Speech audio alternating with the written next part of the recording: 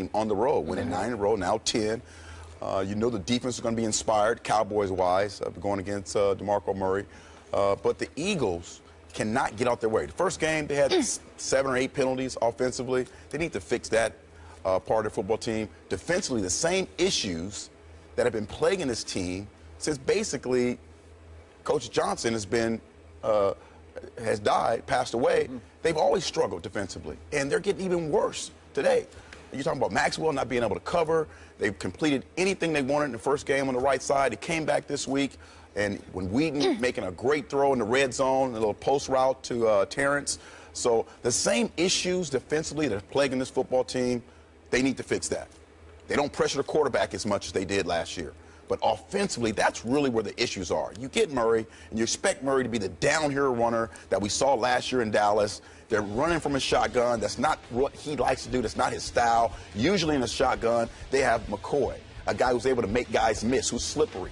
That's not Murray's type of running philosophy.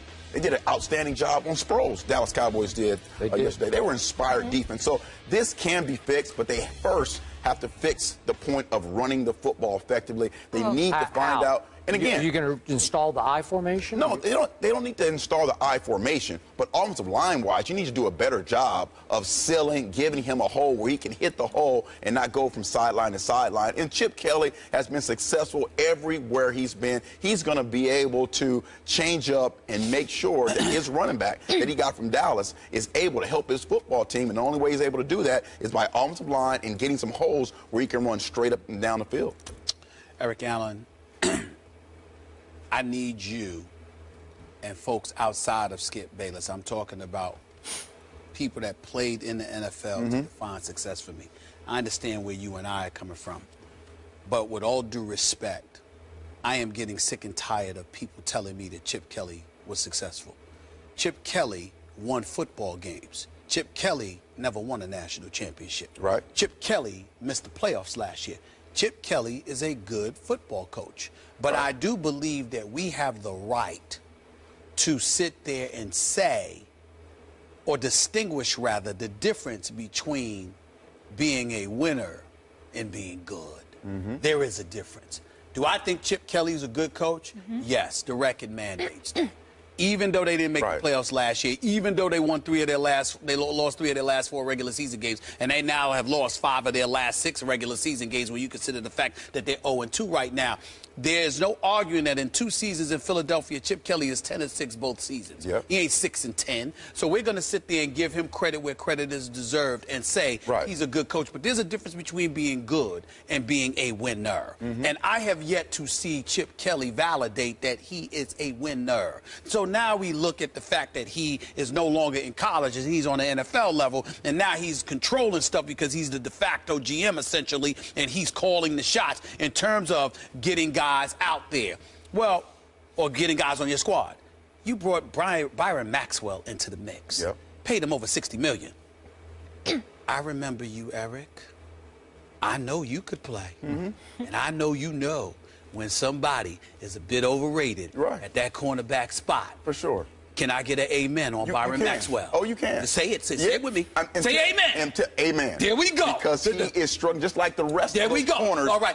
Struggled in that defensive I understand that, but I'm not going to get on Walter Thurman III and other cats. They weren't paid $60 million. Right. And the safeties actually are playing pretty good. That's right. Now you got to skip the problem at your inside linebacker spot. Kiko Alonso, fresh off of 2 ACL injuries, you decided to bring him in Philadelphia. He had the left knee bothering him in training camp. You put him out there anyway, he injured again. Mikael Kendricks, he's now out. He's got a problem. He's your inside linebacker. Okay, let's switch to the offensive side. That's just defense. That's just defense. Who's been struggling for a couple of years. Who's been struggling for a couple of years now. Couple of years now. Not 2 months, 2 years. So we're going to get that out the way. Now we go to the offensive side of the ball. Evan Mathis is gone because you want to rescind an offer that you made to him to pump up the back end of his contract. You sit there and say, we want to rely on this offensive line. Backups and Gardner and Barbary and these boys, you relying on them. You can't block. Okay, you got a north-south runner. You asking to run east and west. I'm looking at the Eagles' offense, and you know what I see? What do you see? Softies. Softies. That's right.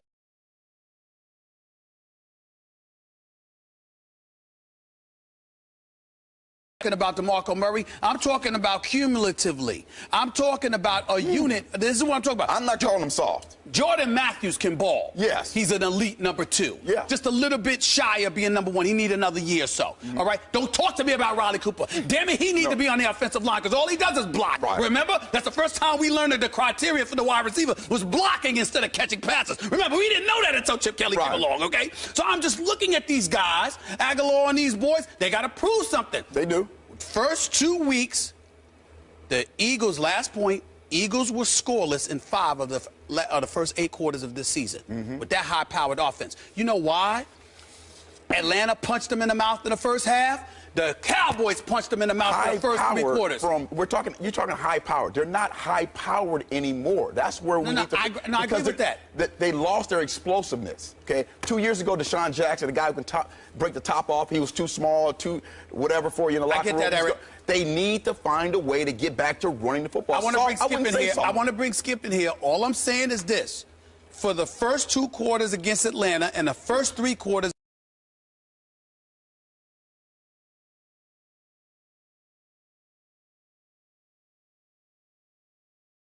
And you don't respond, that's usually the definition of soft. Now, I could be wrong, Skip, but all I know is whatever hood you want to pick, white, Hispanic, black, whatever, what's known as soft is when somebody punches you in your face or in your mouth and you have no response. That is what the Eagles have been for 5 quarters. Check those that penalties. Is a fact. Check those penalties. Yeah, too many daggone penalties. Yeah. All I'm saying to you is Philadelphia Eagles. When you're trying to punch somebody in the mouth and someone's holding you back, okay, that's penalties. I'm holding them back. All right.